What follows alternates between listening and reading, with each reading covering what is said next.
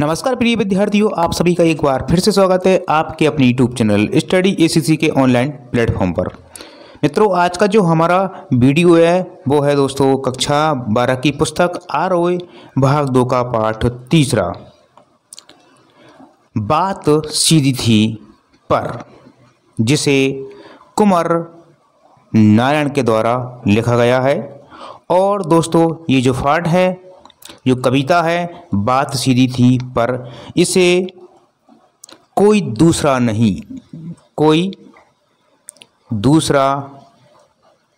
नहीं नामक काव्य संग्रह से लिया गया है। प्लीज तो आप इस वीडियो को पूरा देखिएगा। इसकी आज हम संपूर्ण व्याख्या करने वाले हैं। इससे पहले का दोस्तों इसका जो एक और कविता है कुंवर नारायण की, कविता के बहाने उसको भी हम व्याख्या कर चुके हैं, तो प्लीज़ आप उसे भी देख लें यदि आप 12th क्लास में पढ़ते हैं तो। और यदि आप सेकंड ग्रेड या फर्स्ट ग्रेड टीचर की तैयारी कर रहे हो तो आप उसे देख सकते हैं।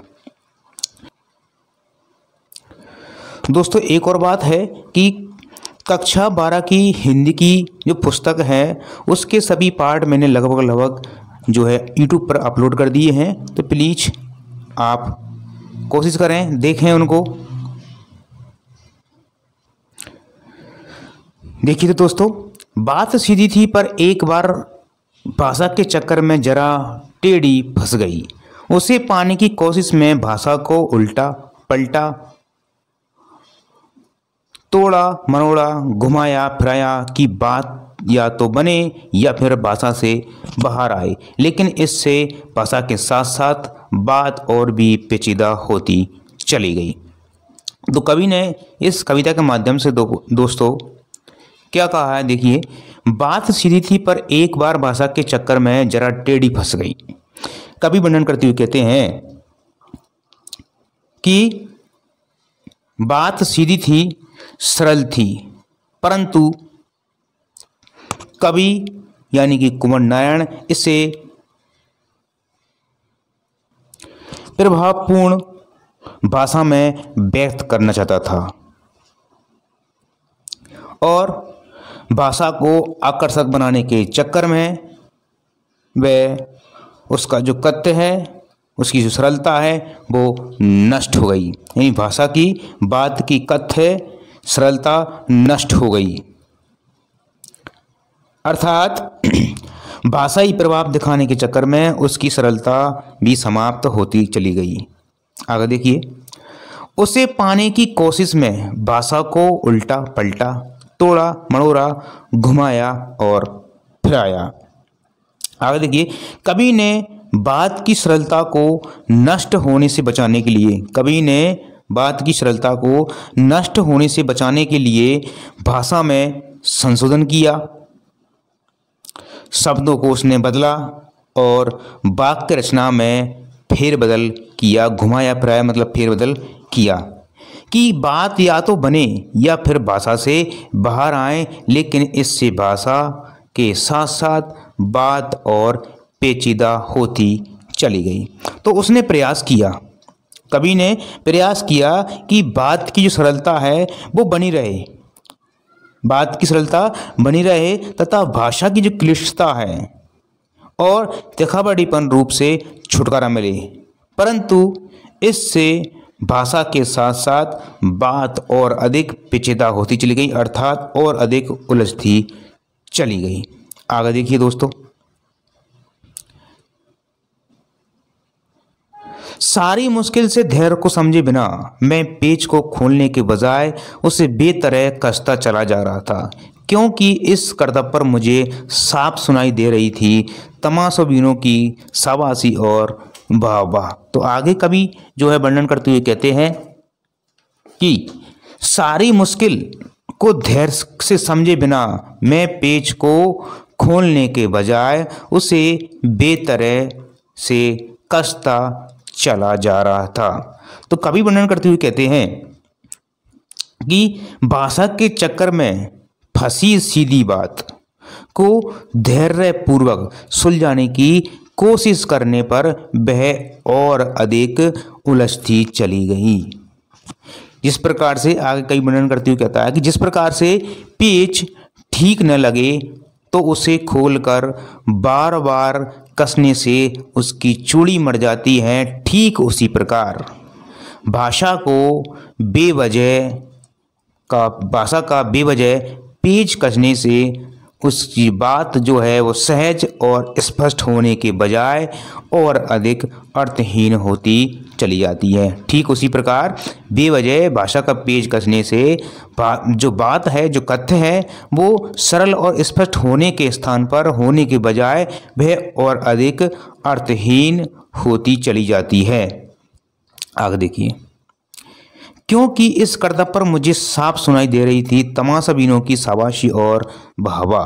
तो आगे कवि वर्णन करते हुए कहते हैं कि इस प्रयास पर तमाशा देखने वाले उसकी प्रशंसा में वाहवाही कर रहे थे, उसकी प्रशंसा और वाहवाही कर रहे थे, उसको जो है शाबाशी दे रहे थे।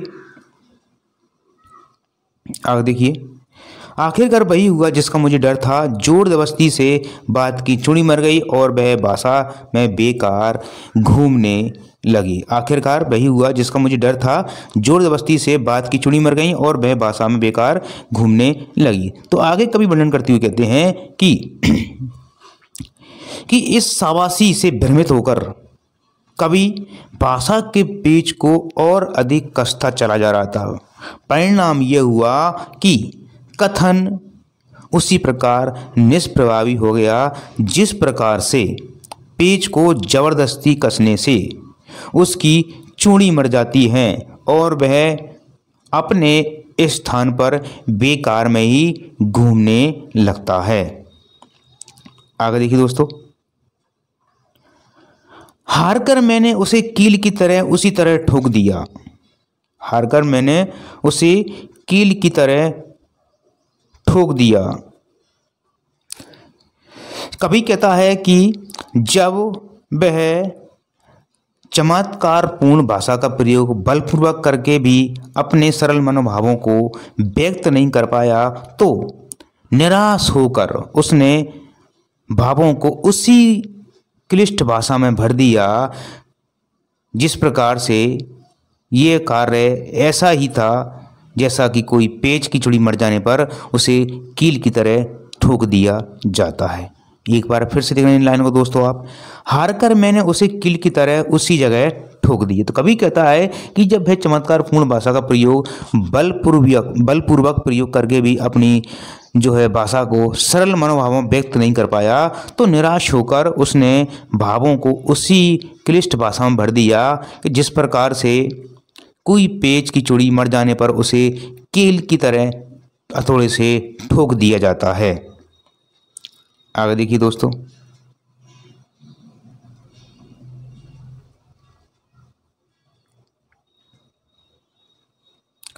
ऊपर से ठीक ठाक पर अंदर से न तो उसमें कसाव था और न ताकत। तो आगे कई वर्णन करते हुए कहते हैं कि इससे वह पेच जो था वो ऊपर से तो ठीक ठाक लग रहा था, इससे वह इस प्रकार मतलब कील को हथौड़े से ठोकने पर वह पेच ऊपर से तो ठीक ठाक लग रहा था परंतु अंदर से उसकी जो पकड़ है वो मजबूती, ताकत और उसमें कसाव नहीं था। परंतु अंदर से उसकी पकड़ में मजबूती और कसाव नहीं था। ये कार्य ठीक उसी प्रकार क्लिष्ट भावहीन भाषा में व्यक्त मनोभावों में सौंदर्य, आकर्षक और पाठक या श्रोता प्रभावित करने की शक्ति नहीं होती है। तो ये ठीक उसी प्रकार का कार्य है कि क्लिष्ट भावहीन भाषा में व्यक्त मनोभावों में सौंदर्य, आकर्षक और पाठक को प्रभावित करने की शक्ति नहीं होती है। इन लाइन को दोस्तों एक बार फिर देखिए आप, ऊपर से ठीक ठाक पर अंदर से न तो उसमें कसाव था और न ही ताकत।